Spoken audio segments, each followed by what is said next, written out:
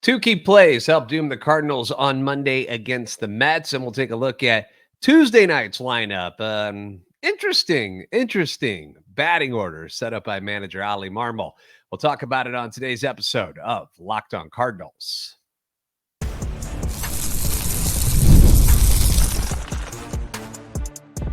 You are Locked On Cardinals, your daily St. Louis Cardinals podcast, part of the Locked On Podcast Network. Your team every day. Hey there, Cardinals fans. I'm JD Hafford, and I'm a national radio sports anchor, born and raised in the Louvre, and a lifetime Cardinals fan. And I'm your host for Locked On Cardinals, part of the Locked On Podcast Network, covering your team every day. Follow me on Twitter, X, at JD Sports Radio. You can follow the podcast at LO_Cardinals. I want to thank those of you who make Locked On Cardinals your first listen every day. We are free and available wherever you get your podcasts. YouTube. If you haven't been to YouTube, make sure you come by. Check us out over there as well. Subscribe, like, comment. Make sure you're interacting with us. Hit the notification button so you know when new episodes are posted. This is a show serving Cardinal Nation and giving the best fans in baseball all of the info about the birds on the bat. Today's episode brought to you by PrizePicks, the easiest and most exciting way to play daily fantasy sports. Go to prizepicks.com/LockedOnMLB and use code all lowercase LockedOnMLB for your first deposit match up to $100. So with the ickiness, and first off, before we get into this episode, I'm sorry it's coming out so late. Had a ton of work stuff to do today, so it really got in the way. Had some car things I had to take care of, so I do apologize. But the ickiness of losing the series to the White Sox still fresh in everyone's mind going into Monday night's game, right? The New York Mets were in town. They've lost 3 in a row. They're not a great ball club either right now, so perhaps this could be where the Cardinals would be able to rise to the occasion to keep that losing streak going for the Mets. Kyle Gibson on the mound against Sean Manaea, and I told you on Monday that Manaea has been pretty darn good this year. That the one weakness that he's had is that he doesn't go deep into games because he walks a lot of people. So I thought it might be a good idea for the Cardinals to be a little more patient at the plate, although nobody likes hearing that P word anymore. Not plate, but the patient word. Let Manaea get himself into some trouble with the deeper counts, put some people on, and that's how you beat him. And early on, it seemed like that was the plan for the St. Louis Cardinals. Problem was, Sean Manaea was throwing a lot of strikes early on and wasn't really taking the bait. Like, he was pretty accurate with what he was throwing. So instead, the team had to rely on actually hitting the ball. And that's where the Cardinals struggle this year, which makes it, really hard to win ball games when you can't hit. It's an issue. They did manage to get 8 hits in the game. 5 of those hits were doubles, but only 3 runs ended up crossing the plate. They go 1 for 6 with runners in scoring position. It's been a problem. It continues to be a problem. You know that. I know that. There's not much else to say about the offense. Like, I don't have answers. There's no magical potion or magic button that we can push to make these guys start hitting again. They just have to figure it out. For me, there were 2 plays in the game that stood out to me. They were just like, turning points. Okay. First was in the 5th inning. Mets are up 1-0. Nito leads off with a single. Then Nimmo singles to right. I think that should be illegal, by the way, to have Nito and Nimmo batting next to each other. But Nimmo's shot to right field. It had a little bit of top spin, so it was sinking. It lands, gets on Nootbaar, goes past him right to the wall, which sets up a 2nd and 3rd situation and nobody out. Not like Newt needs anything else for us to pile on him about right now, because he's not doing a whole lot of things that are positive offensively, and for something to happen to him defensively now, it's just a tough situation. Like, he's in a bad place right now, and the Mets capitalize on this. They get a ground out, they get a sac fly. They don't even need a hit, but they make it 3-0. Not a big deal for a lot of teams. 3-0. You're like, all right, well, we've still got plenty of game to go. But for one is offensively challenged, as the Cardinals have been, a bit of a mountain to climb. So that's key play number 1. The Cardinals answer in the 6th inning, leadoff hit by Jose Fermin, who was batting leadoff, had a couple of hits. So nice. Nice job by Ali recognizing the matchup and putting him up there. We'll get to tonight's lineup here in just a little bit, which is a bit of a head scratcher. Then Contreras rips an RBI double. You get a walk to Paul Goldschmidt. Cardinals are in business, right? You got 1st and 2nd, nobody out, 1 run in, and Arenado coming up. Doesn't work out this time. All right. He flies out to right with Marte's arm. They respect it. So the runners stay. They don't move up. Next guy is Carlson. Guess what? He pops out into foul territory too. Guess who? Starling Marte.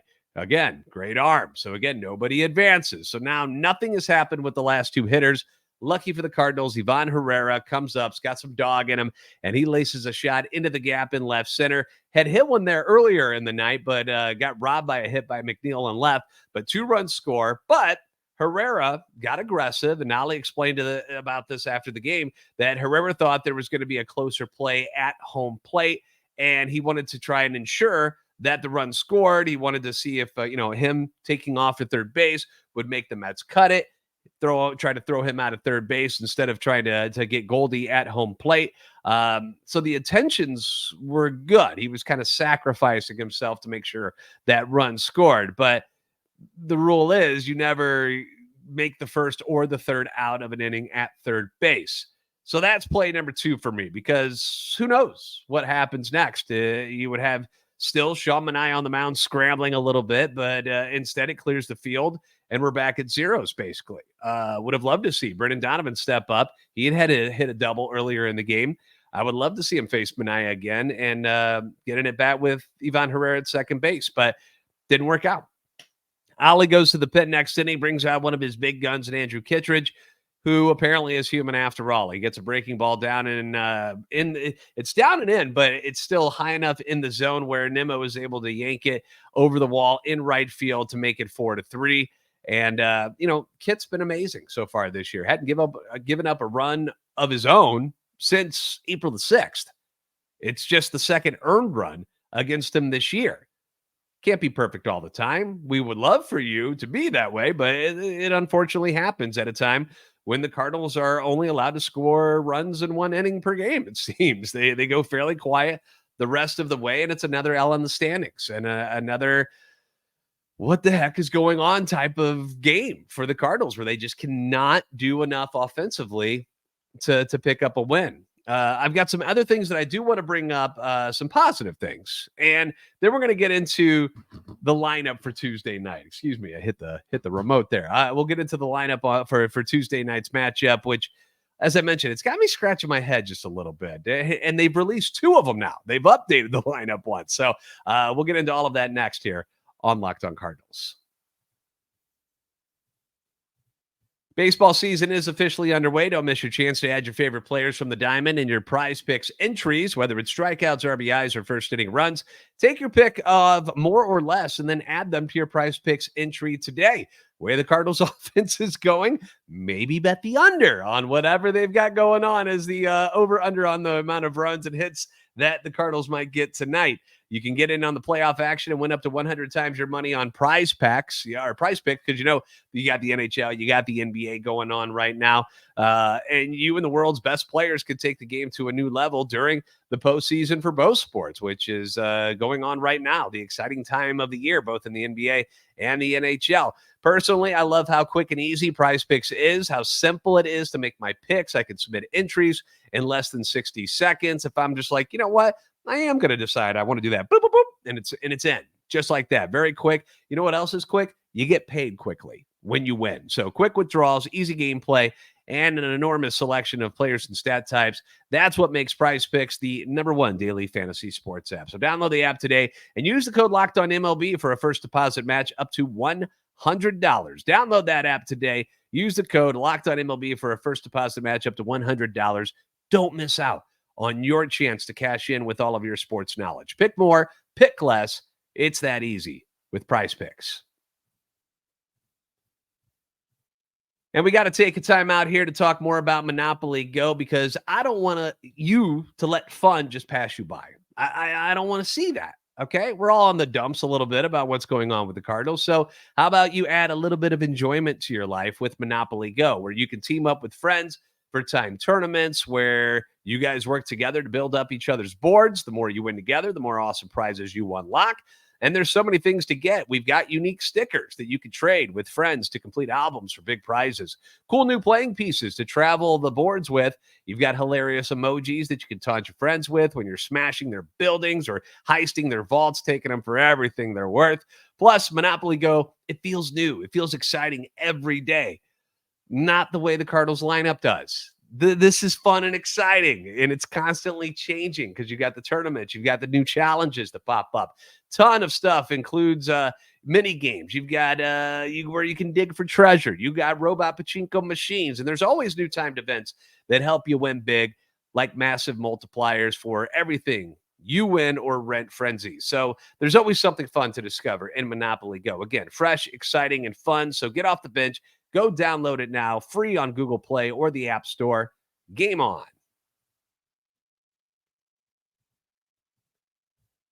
Are you watching Fox Sports or ESPN on your TV all day and have to turn down the volume because of the shouting? I don't blame you. I have done that too. So make the switch to Locked On Sports today, where you don't have those problems. A free 24/7 sports streaming channel programmed for you every day to bring you the biggest stories without all the screaming. It brings you can't miss analysis, opinions, and news, streaming 24/7 on YouTube or the free Amazon Fire TV channels app. Part of the Locked On Podcast Network, your team every day. Remember, you can catch every pitch of the Cardinals hometown broadcast with SiriusXM. Just download the SXM app and search the word Cardinals.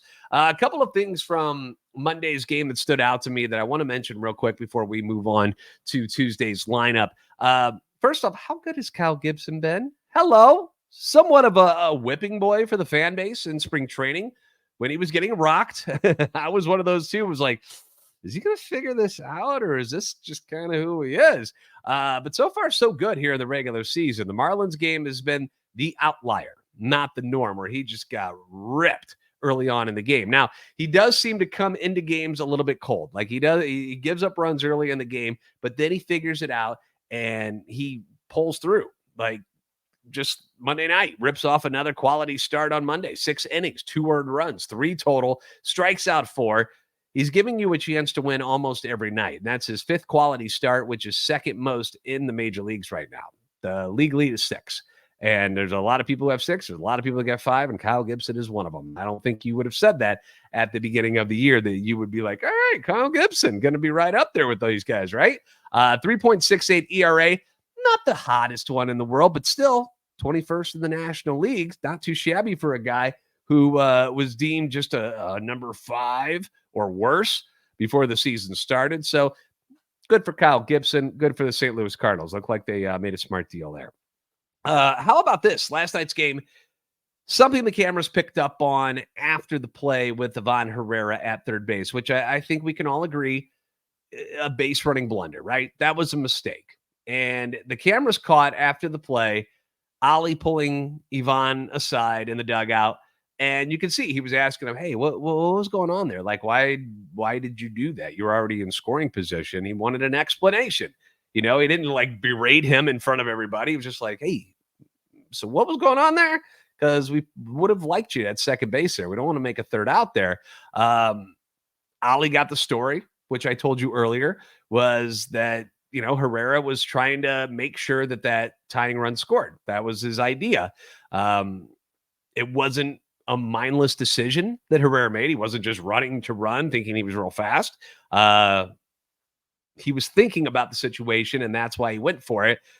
Ultimately, it did end the momentum in the rally, but, you know, it's a learning moment for a young player who's still getting used to how fast the game can be in Major League Baseball. He thought it was going to be a closer play at home plate. Goldie had beaten the throw pretty handedly, so there was no need for him to try and stretch that into, you know, getting third base to, you know, get the attention off of Goldie, so to make sure the run scored. He was going to be safe. So, you know, this is part of it. You know, when something like that happens, you hope these young players that are on the team can learn from them. Jose Fermin, a couple of hits in the leadoff spot. Dude was raking at Memphis, got a chance to start. He leads off. A couple of hits, becomes a big part of the rally that ties the game back up. But for some reason, he is not in the lineup tonight. And I haven't seen any updates as to why. They've got a very lefty-heavy lineup ready to roll for game 2, but I'm not sure I understand it completely. Here's what it originally looked like. So if you're online on YouTube right now, you can see it. So that's what it originally. This is. Hold on. That's the one I'm going to show you. Never mind. You don't want that. Never mind. So it originally had Brendan Donovan was at the top of the lineup. Okay. Here, I'll just read it off for you. I don't have it visually to show you anymore. I'm sorry. Originally, You had Brennan Donovan leading off, Lars Nootbaar. Nope, that's the new one. Okay, Brennan Donovan leading off, Wilson Contreras third, then Goldie, Arenado, Burleson, Nootbaar, Gorman, Crawford, and Michael Ciani. Then they updated it, and it's now Donovan, Nootbaar, Contreras, Arenado, Goldie, Burleson, Gorman, Crawford, and Ciani. And Jose Butto, who is the starting pitcher for the Mets tonight, right-handed pitcher in his career, which is only 15 games, so not a huge sample size, but righties are hitting 237 against him and lefties are hitting 190. This year, righties are hitting 192 and lefties 146. So we're filling it up with left-handers who are worse against this guy. And instead of leaving right-handed hitting Fermin at the top, he goes back to Brennan Donovan to the top of the order. Then he's got, now it's Nootbaar batting second. But then you got your three righties kind of crammed in the middle there with Contreras, Goldie, and Arenado. And then it's all lefties all the way through. And then again at the top of the order. So you've got Donovan, Newt, Willie, Nato, Goldie, Burley, Gorman, Crawford, and Ciani. And I don't know if I'm missing something here, but would it make more sense to break up the clump of right-handers and lefties a little bit? Like, wouldn't that be better for you later on in a game? I mean, it's not like I get keeping Contreras and Arenado together. That's fine, but I don't understand why Goldie needs to be up there still. Like, he's not getting it done. It's just not working. So I'm sure there's some sort of reasoning behind it because they don't just make these decisions on a whim, but I'm just not seeing it. And if Wynn is going to sit out, this was the planned game that he was going to sit out. Like, why Crawford over Fermin? Like, I don't understand that.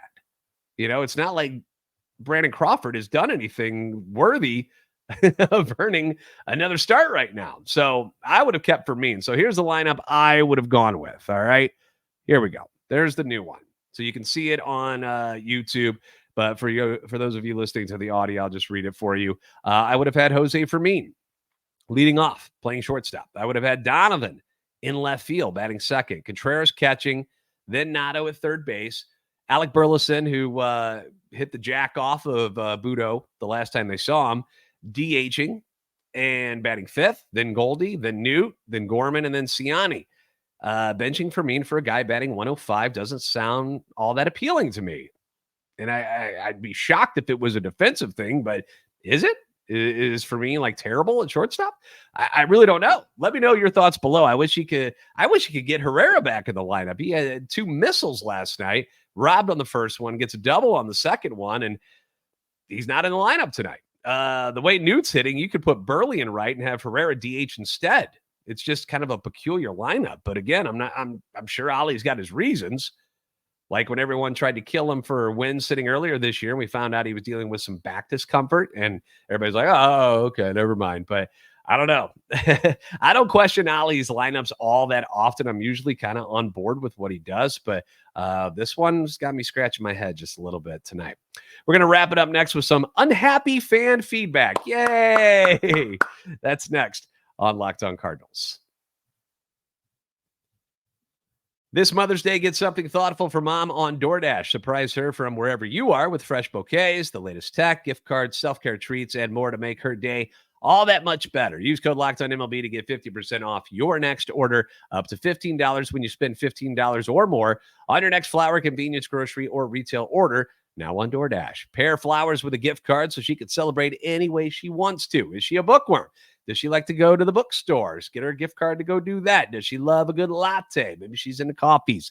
Get her a gift card to her favorite coffee shop. How about somebody who likes sports apparel? You can get her a gift card to her favorite sporting goods store. You just can't go wrong. Plus, you get the convenience of shopping on your phone so you don't have to be the one scrambling, driving around, trying to find a store that's open that may have something your mom might like and probably won't. Don't let it happen to you. Order now and get everything you need for Mother's Day on DoorDash. Use code LOCKEDONMLB to get 50% off your next order, up to $15 when you spend $15 or more on your next flower, convenience, grocery, or retail order now on DoorDash. That's Locked On MLB. Order using DoorDash today. Terms apply.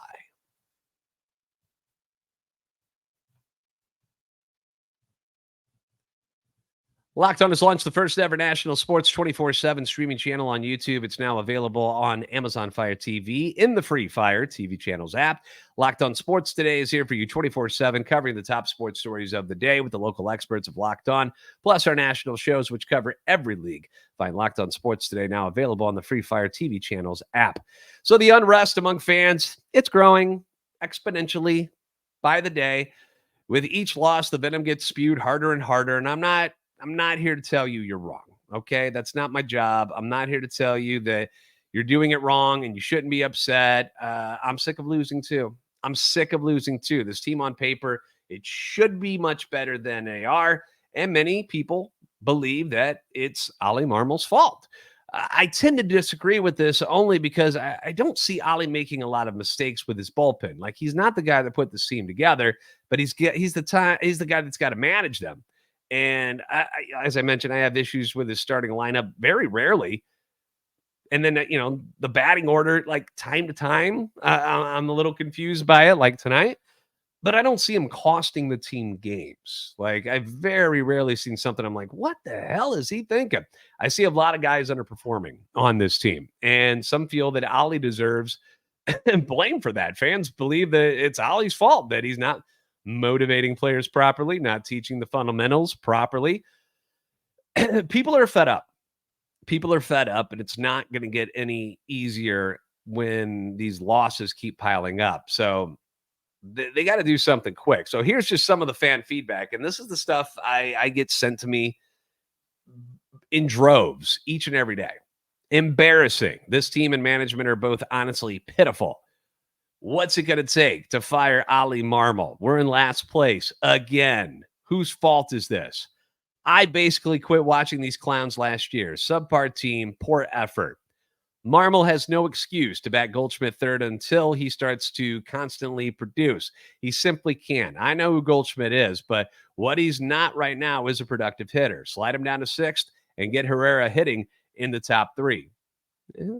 I was at the game Sunday, and it was pathetic. Boycott the games. Fire the whole coaching staff and the GM.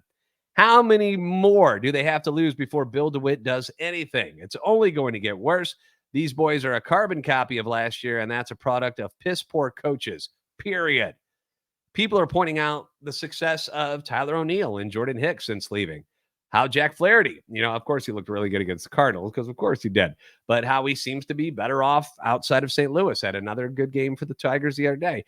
I don't remember a lot of people spilling a lot of tears over Jack and Tyler leaving last year. I remember a lot of people pretty upset that the Cardinals were still trusting them and giving them another chance. How dare they? They're always hurt. They suck. Get rid of them. And now they get rid of them, and they're finding success somewhere else. And now you're mad at the Cardinals for getting rid of them in the first place. Like, it's a no-win situation sometimes. And, it is odd that people are leaving St. Louis or escaping the Cardinals organization, as some people have said, and see their careers swing upward. Not all of them do. Like, what's Dakota Hudson doing? I don't know. What's Woodward doing? I don't know. But who am I thinking of? Not Wood. Jake Woodford. That's who I'm thinking of. Like, what's he doing now? I don't know. But Flaherty and O'Neill, like, they were good as Cardinals. They were. While they had the Cardinal uniform on, they were very, very good. But injuries kind of derailed their careers. So I don't think it's a lack of understanding the talent. I don't think it's developing some of these guys' talents. Some of them just have different reasons why they do better. Some people get more playing time, like Randy Arozarena and Adolis Garcia. Lane Thomas didn't have a great career with the Cardinals. He wasn't doing much when they gave him playing time, so they moved on. And he's just now putting it together years later down the road on his, second team? Because he was with the Blue Jays for a while first. And now he's starting to pick things up with the Nationals. That's, some people are late bloomers. But there's a lot of angry fans out there, and I see a lot of empty seats out there as well, and a lot of losses piling up. And if something doesn't change quickly, I'm very worried how dark things are going to get down at Busch Stadium, because it ain't good. It ain't good right now. And I don't blame you for being upset. And if you don't want to go to those games and you don't want to watch this team play, I don't blame you. I don't blame you at all. They should prove themselves to you. I understand it completely. So, but I'm here for you if you want to vent. It's okay. You're not going to upset me by bashing the Cardinals. Okay, they deserve it right now. They're a last place team again. I get it. Thank you for making Locked On Cardinals your first listen every day. If you haven't already, please give us a follow on Twitter X at LO_Cardinals and at JD Sports Radio. Like, subscribe on YouTube, and help our channel and what's remaining of our love for the Cardinals grow. You guys are the best fans in baseball, as angry as you get. You're the best fans in baseball for a reason. That's why they call you that. And I will see you next time on Locked On Cardinals. Enjoy the game tonight.